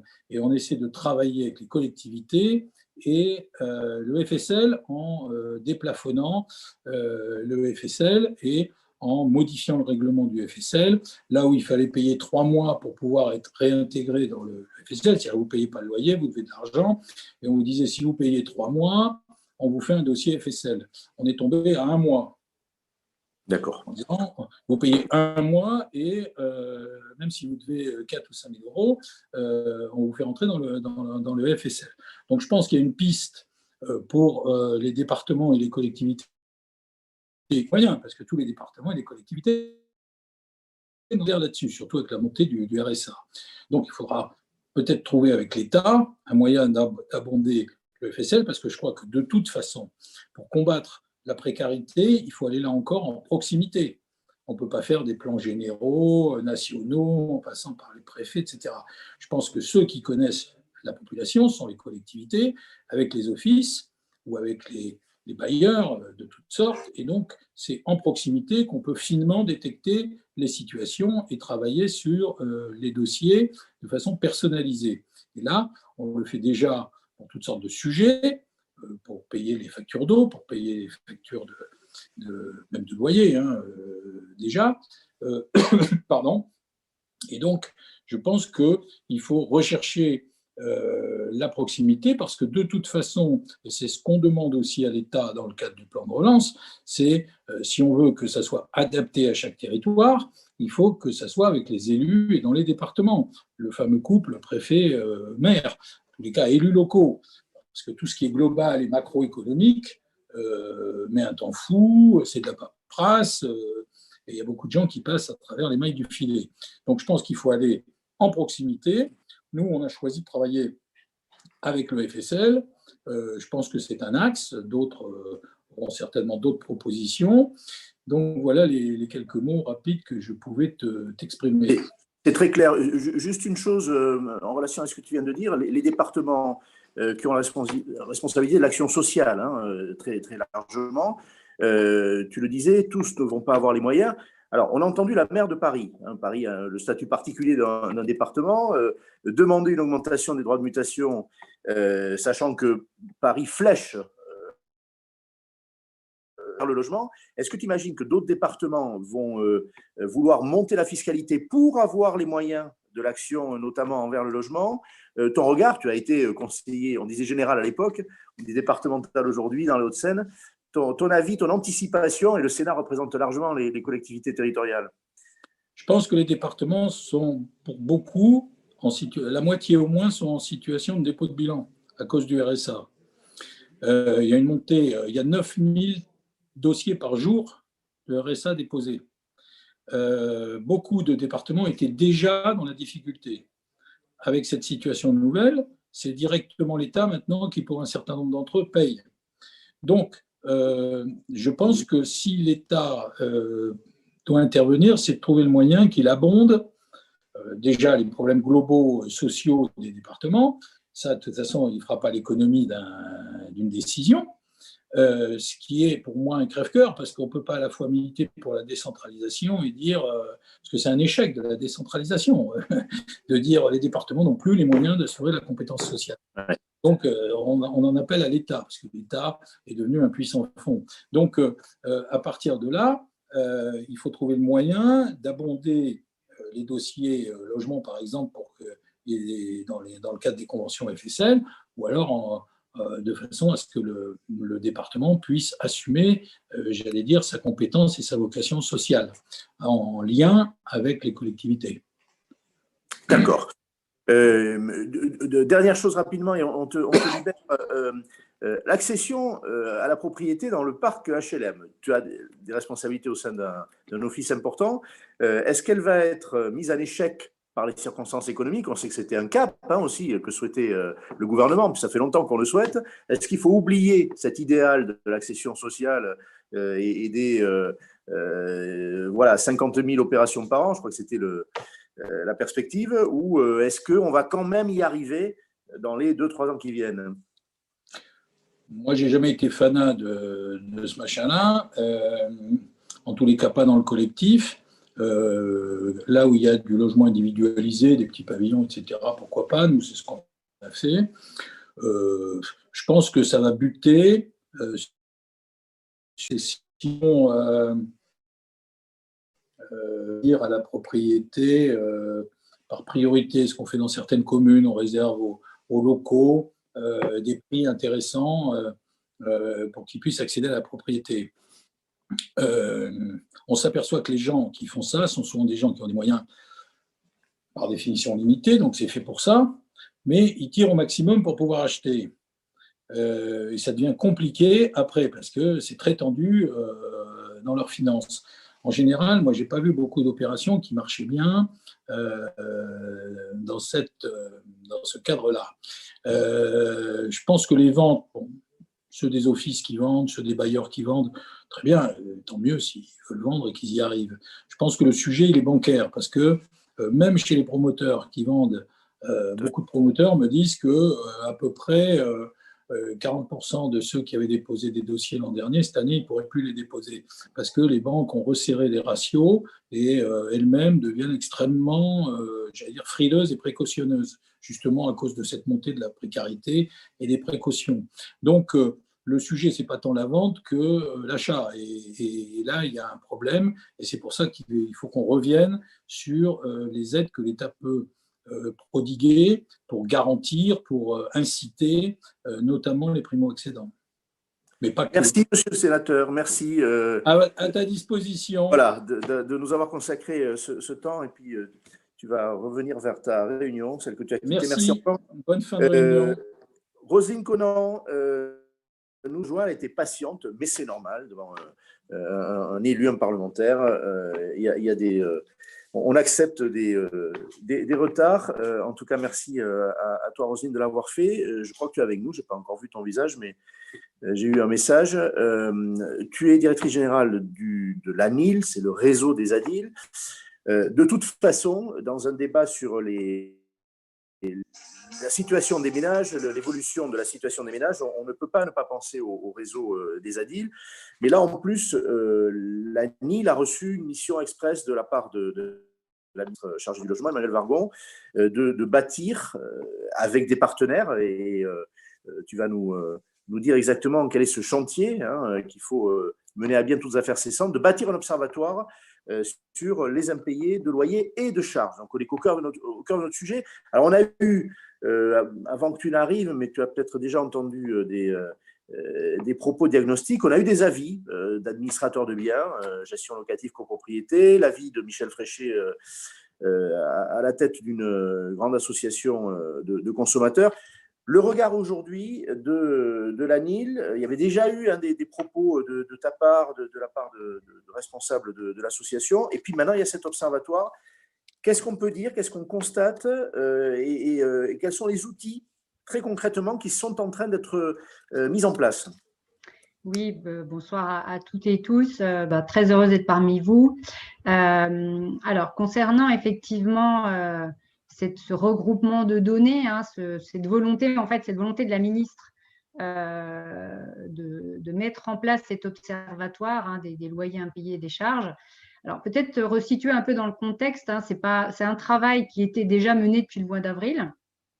La DIAL avait déjà initié ce regroupement d'acteurs, donc des professionnels de l'immobilier, les grandes des fédérations, je ne les citerai pas toutes, mais ça va de la FNAIM, l'UNIS, que ce soit les bailleurs sociaux, l'USH, que ce soit des grands groupes, Foncia, etc. Enfin, on avait déjà commencé à mener ce travail au mois d'avril avec aussi les collectivités locales, les représentants l'ADF, la DCF, pour déjà échanger des données, ce qui nous avait permis, nous, de proposer un indicateur avancé, donc le baromètre des consultations des ADIL, qui représente quelques éléments illustratifs de la sollicitation de notre réseau. Tous les locataires ne viennent pas nous voir, mais ça permettait d'avoir déjà des premiers éléments de mesure concernant le niveau de sollicitation de nos structures. Et donc, depuis le mois d'avril, on a publié plusieurs baromètres. Et ce qu'il en ressortait, c'était, avec un constat relativement partagé par les différents acteurs, c'était qu'il y a effectivement eu une hausse des impayés donc pendant le confinement, mais quelque chose d'assez mesuré, mais qui était plutôt lié aux modalités de paiement. On avait quand même des problématiques sur le parc social, mais plutôt, je dirais, bien gérées, puisque les bailleurs sociaux sont organisés, ont des dispositifs d'accompagnement, ont pu détecter rapidement ces problématiques et les prendre en charge. Donc, pas d'avalanche de sollicitations de notre côté, de notre réseau. Pas d'avalanche constatée non plus par les professionnels, les impayés de loyer, mais une fragilisation, mais un constat partagé d'une fragilisation de certaines ressources, de certains profils de locataires, et notamment des nouveaux profils, les jeunes, les indépendants, les auto-entrepreneurs. Et cette fragilisation financière ressentie au niveau local aussi par les départements, parce qu'une demande croissante des demandes de RSA, ce qui était un petit peu évoqué aussi avec la mobilisation des fonds, notamment sur l'énergie. Et c'est vrai que cette précarisation de nouveaux publics, tout l'enjeu de ces travaux d'observation, c'est de mesurer et de partager s'il y avait vraiment à l'avenir une problématique croissante sur l'impayé. Donc, l'objectif, c'est de faire une remontée de données par les professionnels du secteur, se réunir une fois par mois, partager ensemble ces constats et se dire qu'est-ce qu'on met en place justement pour arriver à accompagner au mieux ces ménages. Aujourd'hui, l'enjeu, il est où? L'enjeu, il est de mesurer, mais surtout d'informer ces publics qui n'ont pas forcément l'habitude de solliciter de l'accompagnement, puisque ce sont des nouveaux publics. Et alors, pas que les locataires, les bailleurs aussi, parce qu'on a quand même beaucoup de bailleurs privés qui sont seuls face à la gestion. Quand il y a un professionnel qui intervient sur la gestion locative, le professionnel, c'est son métier. C'est-à-dire que lui, il saura quoi faire, il va prendre les actes nécessaires, il sait quelles aides sur quelles aides il peut orienter les locataires. Est-ce que c'est sûr, je te provoque un peu là-dessus, on sait que je peux avoir la dent dure, mais pour la bonne cause. Est-ce que réellement les administrateurs de biens sont très généralement avisés des aides auxquelles les locataires ont accès? Est-ce que tu penses qu'il y a une bonne culture pour se dire les choses? C'est peut-être le moment de mettre aussi les choses au point. Peut-être qu'il y a une formation accélérée qui doit se faire. Alors, sur la culture des aides, bon, je pense qu'un professionnel sait effectivement alors, les aides existantes. Il y a toujours une marge de progression, certes. Après, le professionnel sait les étapes qu'il faut entamer en cas de difficulté pour le recouvrement des dettes. Ça, c'est clair, il sait comment procéder. Il fera le nécessaire, mais il accompagnera aussi son client, donc qui est le bailleur privé, dans cette démarche. C'est-à-dire que, je dirais, il connaît le principe de la proportionnalité effectivement des frais liés aux poursuites. C'est-à-dire qu'on ne doit pas entamer tout de suite une procédure s'il y a un retard d'1 mois de loyer ou de 2 mois de loyer. L'objectif est de commencer par le dialogue. Après, évidemment, il y a forcément des pratiques qui sont diverses en fonction des professionnels. Je pense que dans tous les métiers, il y a des personnes qui ont une fibre sociale plus développée que d'autres. Donc ça, c'est clair. Mais voilà, je dirais globalement, les professionnels, ils sont là. Ils ont une formation, ils ont une responsabilité envers leurs clients d'entamer effectivement les bonnes démarches et le faire dans un bon timing.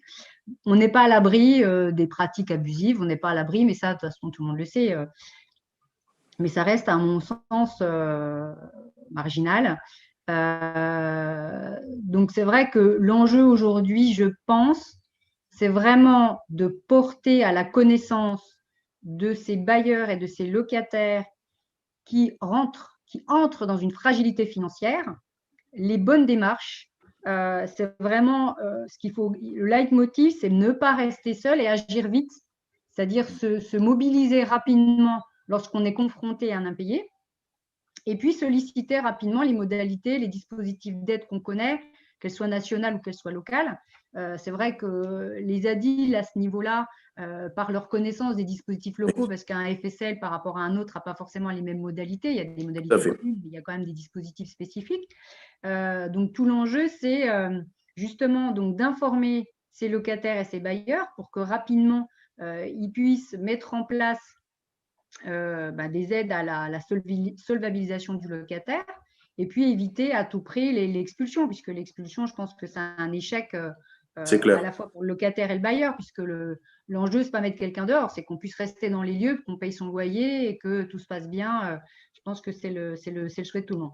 Donc, c'est vrai que si j'en reviens un petit peu aussi à cet observatoire, l'objectif justement de réunir encore plus d'acteurs qui n'étaient déjà réunis sur cette cellule de veille un peu plus ou moins technique, qui était déjà existante, mais qui s'est élargie donc, depuis le mois de novembre avec des associations de locataires et d'autres organisations, qui va être un temps de partage. Donc, si on a des inquiétudes, ça sera le moment et ça sera le lieu de le faire. Et puis, d'avoir des signaux quantitatifs qui pourront nous permettre de se dire, voilà, là, il y a un vrai danger, on a un tsunami d'impayés, par exemple, si ça arrivait. Et puis, du coup, de se dire, la ministre, quelles mesures prendre justement pour faire face à cette problématique, quoi. Nous, sur notre baromètre, pour vous donner quelques éléments, on n'identifiait pas de grands différentiels entre 2019 et 2020 en termes de sollicitation. Là, ce que l'on a mesuré à partir du mois de septembre, c'est un léger frémissement, c'est-à-dire qu'on sent une légère augmentation. On avait senti à la fin du confinement une demande massive des bailleurs, parce que c'était la fin de la trêve, les tribunaux reprenaient de l'activité, les huissiers aussi, donc les bailleurs avaient besoin d'informations. Donc là, on avait senti une demande importante des locataires. Mais on avait eu une explosion de demandes le jour où on a lancé la campagne d'information sur l'aide d'Action Logement, au mois de juin.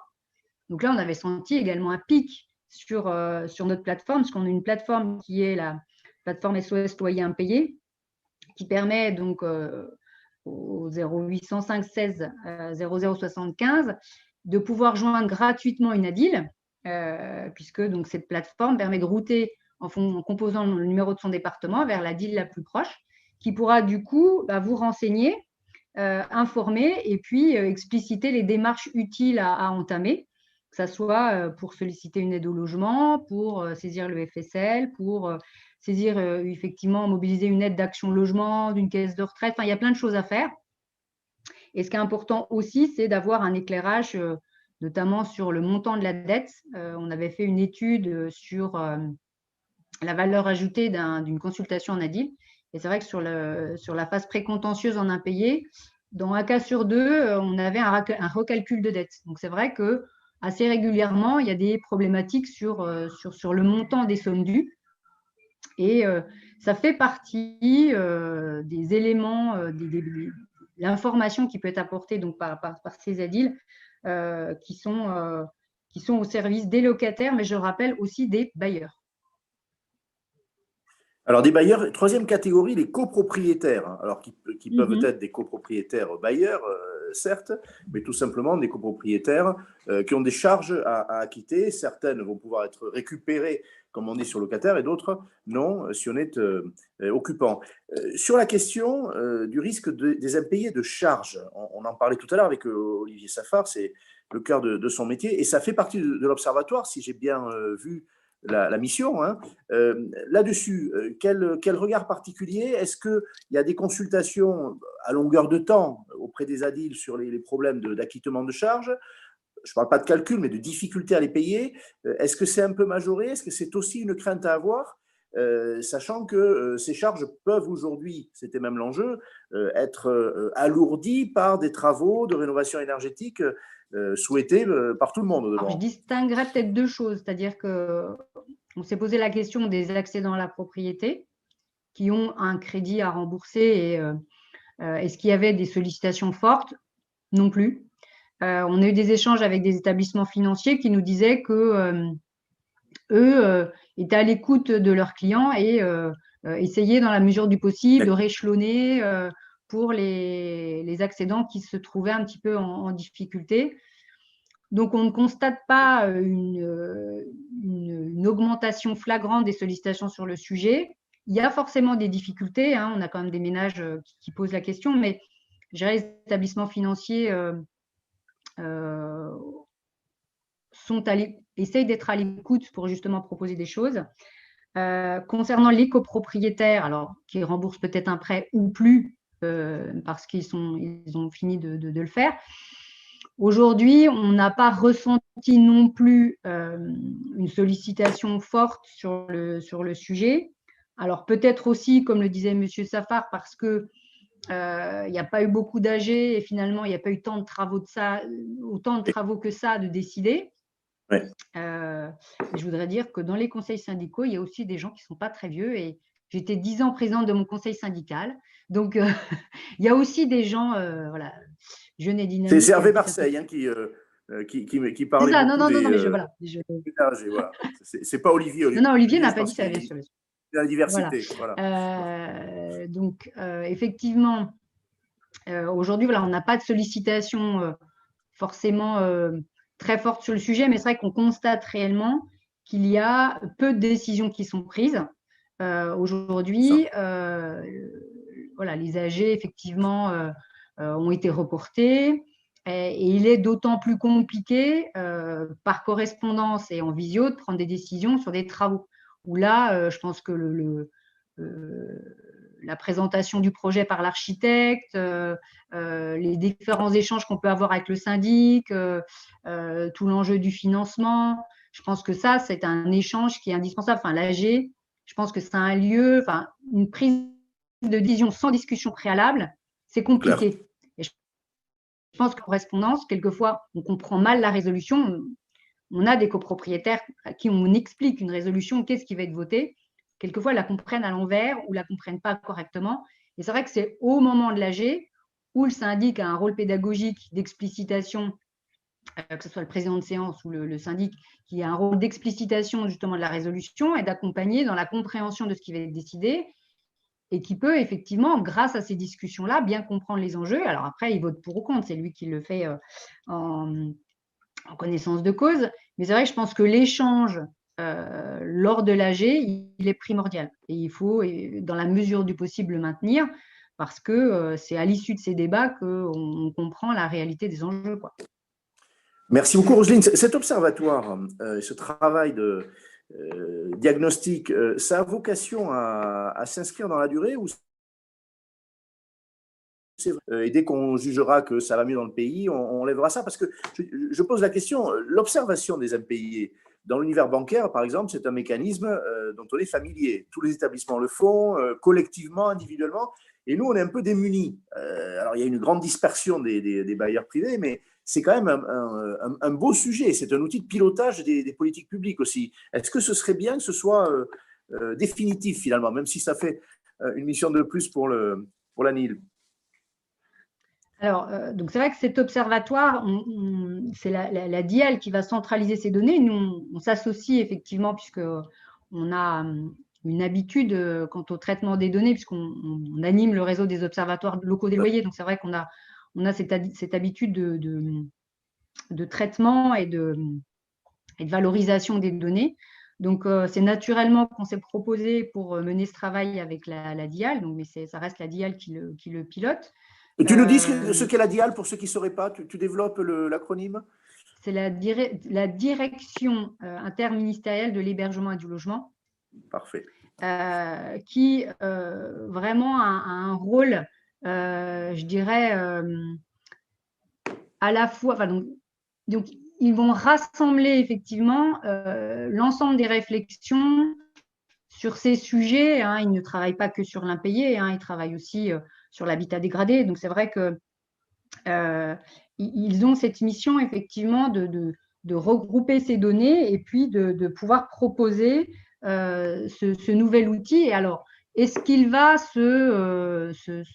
devenir perdurer au-delà de cette phase que nous traversons? Aujourd'hui, ce que je peux vous dire, c'est qu'on va se réunir tous les mois autour de la ministre, avec des acteurs étendus, comme je vous l'ai expliqué, avec une liste d'acteurs importante. Et l'objectif, c'est justement de faire donc un partage de constats. S'il y a inquiétude, permettre d'initier donc des mesures. Alors, est-ce qu'on va porter au-delà de cette phase, cet observatoire? Pour le moment, je ne peux pas vous le dire. Nous, aujourd'hui, donc, on publie notre baromètre qu'on va essayer de publier encore plus régulièrement, mais on va le faire jusqu'à ce que ça n'ait… Tant que ça éclaire les acteurs, on continuera. À partir du moment où finalement il y a moins d'intérêt, je pense que nous, notre baromètre, on l'arrêtera à partir du moment où on considère qu'il n'y a plus d'intérêt de le diffuser. D'accord. Mais après, sur le baromètre, l'Observatoire national des impayés de loyers et de charges, pour le moment, seule la ministre pourrait vous répondre. Merci beaucoup, Madame la Directrice Générale. Benjamin Darmouny demandait la parole pendant que Roselyne Conan nous parlait. Alors, je ne sais pas sur quel sujet, mais il est toujours temps, sans doute. Benjamin. Non, je voudrais rappeler, mais je suis sûr que Madame Conan en a conscience, que nous, professionnels, nous, administrateurs de biens, nous jouons le rôle tous les jours de conciliateur, de médiateur entre les locataires et les bailleurs, et que bien souvent, lorsqu'on en vient à l'extrémité de procédures d'expulsion, c'est très souvent par le silence, malheureusement, des locataires qui, la situation étant tellement difficile qu'on n'est pas en mesure, on n'est plus en mesure de pouvoir échanger. Et je rappellerai aussi, concernant nos responsabilités, il est de notre responsabilité aussi d'engager des procédures au travers du mandat qui nous est confié, parce que si nous ne le faisions pas, cela pourrait nous être reproché Et lorsqu'on arrive à 2 mois de loyer d'impayé, si on ne le fait pas, eh bien, outre l'assurance loyer impayé qui nous y oblige, notre client pourrait nous le reprocher. Voilà, Justement, aujourd'hui, alors tu parles, c'est intéressant sur le stade ultime. Hein, on s'accorde à dire que c'est un échec collectif, mais il y a le silence. Tu nous dis parce que la situation est trop lourde. Bon, il peut y avoir des cas de mauvaise foi, mais on a pu voir que les locataires se tenaient bien dans cette période difficile, hein, comme les copropriétaires, ils font leurs meilleurs efforts pour payer le loyer. Est-ce que c'est aussi, est-ce qu'il y a une crainte? Est-ce qu'il faut faire un appel? Roselyne Conan le faisait, hein, mais au dialogue plus appuyé par les temps qui courent. Est-ce qu'il faut pas qu'un locataire qui est passé à temps partiel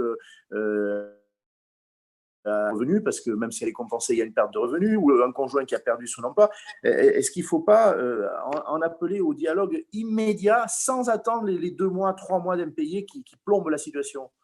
Nous invitons, nous, tous nos locataires et tous les locataires d'une manière générale à le faire. Parce qu'en prévenant, on a la possibilité de mettre en place des protocoles d'échelonnement de paiement, ce qu'on fait tous les jours d'ailleurs en copropriété. En copropriété, nous avons des copropriétaires qui ont des difficultés lorsque des gros travaux sont votés. Eh bien, on met en place un protocole pour trouver une solution dans l'intérêt de chacun. Mais j'ai l'impression, et ce n'est pas qu'une impression, c'est que les copropriétaires ont plus tendance à faire cette démarche que les locataires eux-mêmes. D'accord, d'accord. Et est-ce que tu penses, bon, on connaît la réalité hein, depuis notamment le rapport Nogal, allez, il y a un tiers en gros du parc locatif qui est dans les mains des professionnels, 2 tiers qui ne le sont pas. Ce dialogue, est-ce qu'il te semble plus difficile avec un professionnel tiers lorsqu'on est locataire et qu'on a une difficulté, ou plus facile? Clairement, je pense que c'est plus facile parce que c'est notre métier. Il y a une neutralité. Encore une fois, c'est notre métier d'être médiateur entre le locataire et le bailleur, et nous le faisons dans l'intérêt de chaque partie. Parce que notre seule volonté, c'est que la situation s'améliore et se solutionne. C'est la volonté du professionnel pour l'intérêt de chacun. Merci beaucoup. Olivier Safar, tout à l'heure, je parlais avec Olivier Ancio d'un produit alors désormais très populaire. Là encore, le rapport ou la proposition de loi de Michaël Nogal n'y sont pas pour rien. C'est d'ailleurs aujourd'hui l'anniversaire de Michaël Nogal. Voilà, je me permets de le dire. Tout à fait, absolument. 30 ans, voilà. On lui souhaite un très bon anniversaire. C'est pas un événement de la politique du logement, mais on a le droit aussi de parler des personnes. Contre les impayés de loyer, il y a ce produit garantie loyer impayé, assurance loyer impayé, qui est un produit privé. Il y a Visal qu'on a évoqué tout à l'heure. Donc, on sait qu'il y a des couvertures, on va dire, qui sont disponibles. Oui. Pour les impayés de charges de copropriété, il commence à exister des produits aussi. Tout à l'heure, Olivier, on pourra revenir vers lui, nous parler de leur partenaire qui était la SMA BTP. La SMA BTP, par exemple, fait partie de ceux qui proposent une couverture contre les impayés de charges. Oui. Ton regard sur ce produit-là, même chose au moment où la situation peut-être va se tendre dans les mois qui viennent, est-ce que c'est quelque chose qui est à regarder par une copropriété ? Alors, je vais te répondre très clairement. Quand la copropriété est déjà en difficulté ou déjà fragilisée, ce n'est plus la peine de le regarder. Bien sûr, bien sûr. Donc ça, il faut quand même le dire clairement. Le traitement des impayés de charges, c'est une assurance qui permet effectivement, quand tout le monde est à jour, effectivement de se dire on va peut-être avoir des difficultés plus tard et de la souscrire. Certaines copropriétés vont la souscrire parce qu'ils savent qu'ils vont engager des travaux, notamment de ravalement et de rénovation énergétique. Là, c'est peut-être une bonne réflexion parce que ça permettra peut-être d'aider les copropriétaires qui ont des difficultés à payer pour que le syndicat des copropriétaires ne se retrouve pas dans une situation d'impossibilité de payer les travaux. C'est ça. Puisqu'en fait, ça fonctionne en quelque sorte comme une assurance perte d'exploitation, c'est-à-dire la vie continue, quoi. Hein, la vie continue, ça permet d'avancer et de se dire, au moins, on a cette assurance qui va nous permettre de payer pour les quelques copropriétaires qui auront ces difficultés-là et d'avancer. Mais la prendre simplement parce qu'il faut la prendre, non, il n'y a aucune obligation. En revanche, la prendre trop tard ne sert à rien et on paiera pour rien. C'est clair. Une question, et puis on est arrivé, on a même dépassé notre heure et demie de débat, mais je pense que ça le méritait. Si Michel Fréchet est encore avec nous, Michel, ton regard sur la question que je posais tout à l'heure à Benjamin, aujourd'hui, me semble-t-il, peuvent porter sur le parc locatif plus que sur les copropriétaires, en tout cas plus immédiatement sur le parc locatif.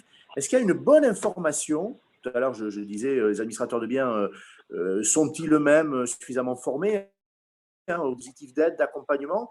Est-ce que tu penses que l'univers des copropriétés, des locataires se coupe un peu en deux, ceux qui savent les dispositifs auxquels ils sont droits et qui osent exposer leurs difficultés, et puis les autres? Est-ce que c'est un sujet, ça?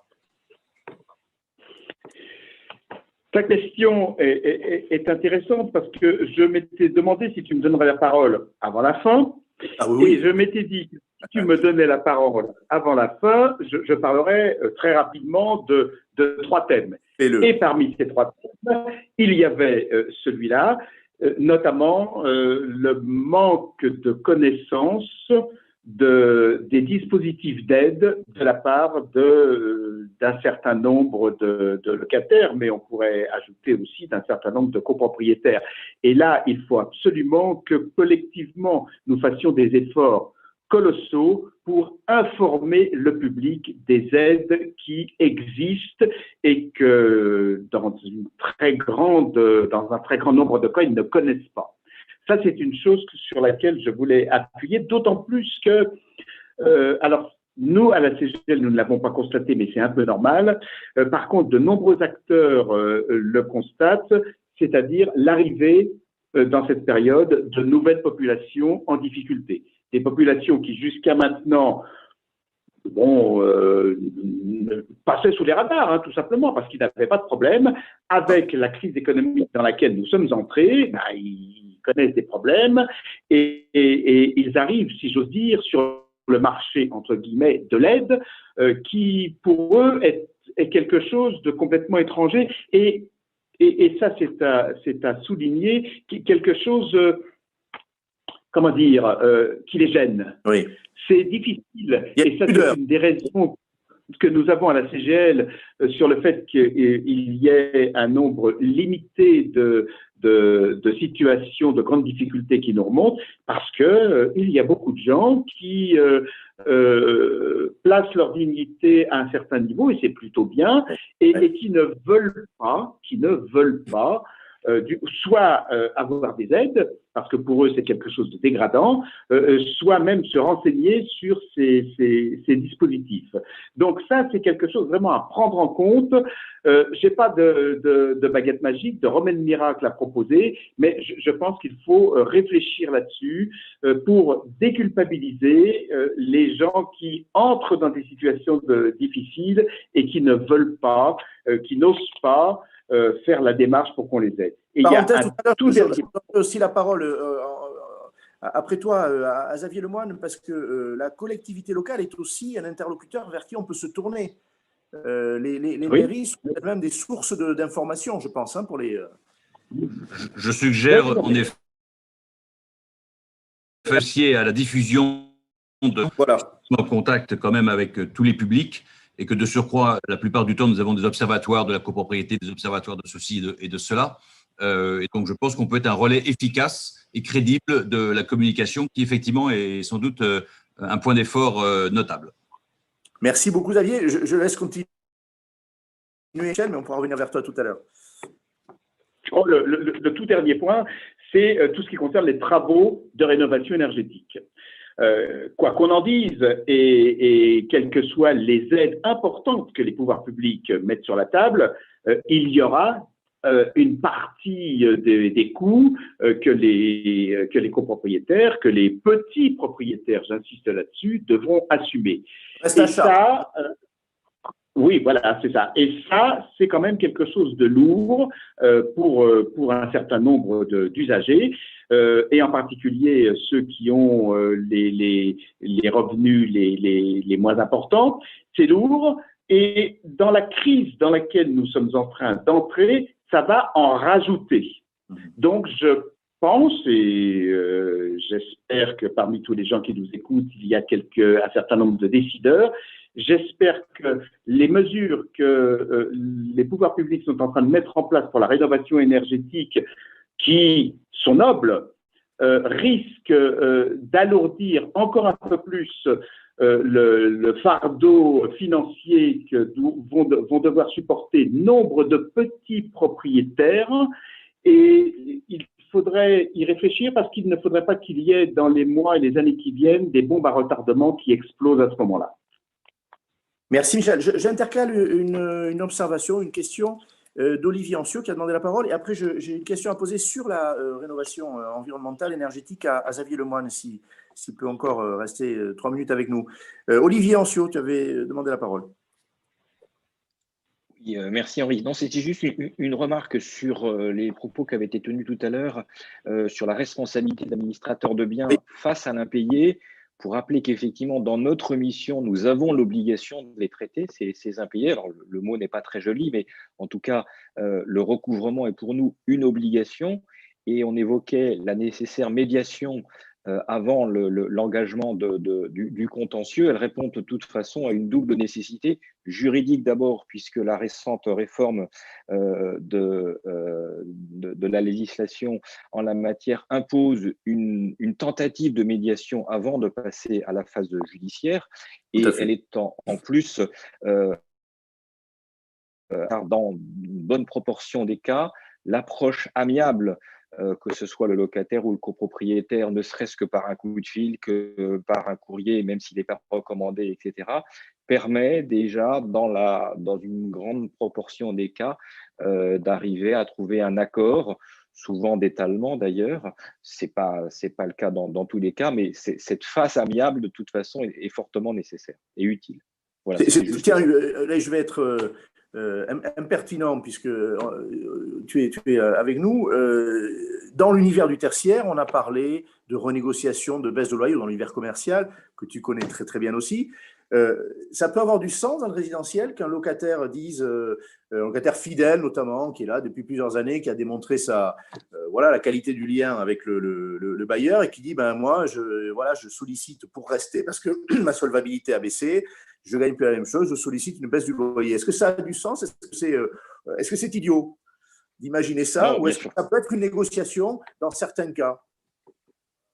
La question venant de toi n'est pas idiote. La réponse, ça va être contrastée parce que, évidemment, ça va dépendre de la personnalité du bailleur. Encore une fois, le bailleur dont l'essentiel des revenus sont constitués par les loyers aura plus de mal à entendre que la situation du locataire, malgré la fidélité qu'il a à être locataire depuis de longues années, puis justifier que le loyer baisse. Donc, réponse contrastée forcément face à une situation qui l'est. Ça sera plus facile de pouvoir imposer ça, ou en tout cas trouver un accord avec un bailleur dont c'est le métier. Je pense que c'est une solution qui va peut-être naître d'une nécessité, si, comme on l'a évoqué tout à l'heure, la reprise économique justifie qu'un certain nombre de situations inquiétantes renaissent au printemps prochain dans le règlement des loyers. Donc, ce n'est pas forcément quelque chose qu'il faut rejeter d'un revers de main. Ça peut être local aussi. Bon, vous êtes très présent en Île-de-France, oui, mais ailleurs aussi. Une ville qui serait très atteinte parce qu'elle serait très mono-activité pourrait être conduite à cette situation. Je pense que c'est quelque chose, effectivement, qu'il faut pouvoir étudier, oui. Merci beaucoup. Oui, Xavier Lemoine, la rénovation énergétique, c'est un axe de relance du pays. Bon, on l'a dit, parce que derrière, il y a de l'emploi, il y a de la création d'activités, et puis il y a aussi la baisse de la facture énergétique. Et tu évoquais tout à l'heure ces ménages qui peuvent avoir accédé à la propriété, par exemple dans le pavillonnaire, ou en collectif.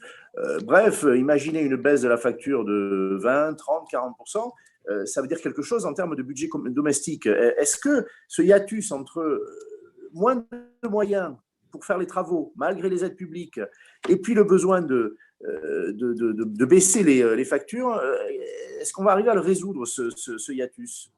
Écoutez, ça fait plusieurs années que je m'y emploie à travers ce qu'on appelle le PREP, le parcours rénovation énergétique performant du pavillonnaire, qui est inclus dans le SAR, puisque ayant été bénéficiaire, comme je l'ai dit tout à l'heure, des crédits massifs d'un côté de l'ANRU et de l'ANA, ayant réussi en 15 ans de temps, certes, à remettre d'équerre, d'aplomb ces quartiers-là, la pauvreté et le décrochage social s'est déplacé dans ces grandes nappes pavillonnaires et qu'aucun outil d'intervention publique n'existe, d'où cette idée où j'étais encouragé par Jean-François Carinco, préfet d'Île-de-France, mais j'avais connu aux côtés de Jean-Louis Borloo, et j'étais fortement encouragé à persévérer dans la recherche de cet outil. Donc c'est le PREP, et son originalité effectivement consiste à faire en sorte que la réhabilitation thermique du pavillon, on vise l'étiquette A, pas moins, permette une telle économie et donc de facture que ça vienne compenser l'annuité de l'emprunt qui reste une fois qu'on a combiné toutes les aides possibles et imaginables. Il y en a 53 sur le plan national, donc il faut être un peu cortiqué pour… C'est intéressant, on parlait du besoin d'être informé, c'est pas rien. 53 aides. Ouais, 53 aides. Bon, et donc c'est pour ça qu'on s'appuie sur un réseau, le réseau des ALEC au niveau de la métropole, pour mettre cette ingénierie financière en place et sur des établissements bancaires qui derrière acceptent sur une durée maximum de 18 ans, ce qui fait qu'en termes de trésorerie pour la famille, c'est indolore. Et donc j'espère que malgré cette crise économique, et on est bien d'accord que nous n'avons pas encore vu tous les effets, que ce système-là sera suffisamment robuste pour ne pas dissuader les personnes propriétaires de passer à l'acte, mais dès lors qu'on est suffisamment performant pour vraiment écraser la facture et resolvabiliser les familles par ce biais. C'est clair. Merci beaucoup. Alors, à ma place d'animateur, co-organisateur, je voudrais remercier tous ceux qui ont débattu avant de passer la parole à Benjamin Darmoni parce qu'il a demandé à intervenir. Et puis, ce sera son mot de la fin. On va en profiter. Et ensuite, Émilie, François-Emmanuel. Je remercie Xavier Lemoine qui est encore face à nous et nous a consacré du temps et avec un regard expert et très territorial aussi sur ces sujets-là. Je remercie l'autre élu, Hervé Marseille. Il nous a quittés, mais il nous en a parlé aussi avec beaucoup de cœur et de compétences. Et puis les deux, Olivier, Ancio, Safar, avec leur approche professionnelle, et Roselyne Conan, la directrice générale de l'ANIL, qui était avec nous et qui s'est exprimée aussi de manière très complète sur ces sujets-là. Benjamin, la parole est à toi, et ensuite Émilie et François-Emmanuel, et on se quittera. On pourra prendre l'apéritif, mais chacun chez soi. Voilà. Je voulais remercier évidemment tous les intervenants pour cette conférence qui nous a encore appris des choses, et je n'ai pas de doute sur les personnes qui l'ont suivi. Je voulais juste revenir une seconde sur les impayés, parce que l'enjeu ne sera pas justement uniquement entre le bailleur et le locataire, mais il y aura en jeu aussi la compagnie d'assurance, parce qu'on a beaucoup de lots qui sont assurés en loyer impayé. Donc, je pense que c'est un sujet qui est, à mon avis, pas d'actualité. On l'aura compris, les vagues de licenciements que nous connaissons, qui nous attendent, auxquels nous allons devoir additionner les dépôts de bilan des entreprises, vont avoir une répercussion sans aucun doute sur le paiement des loyers d'habitation. Et donc, je demande au pouvoir public de pouvoir agir en prévention et de ne pas attendre, comme on l'a fait pour les lots commerciaux, qu'il soit trop tard. Merci Benjamin, Émilie, François-Emmanuel, dans l'ordre que vous souhaitez.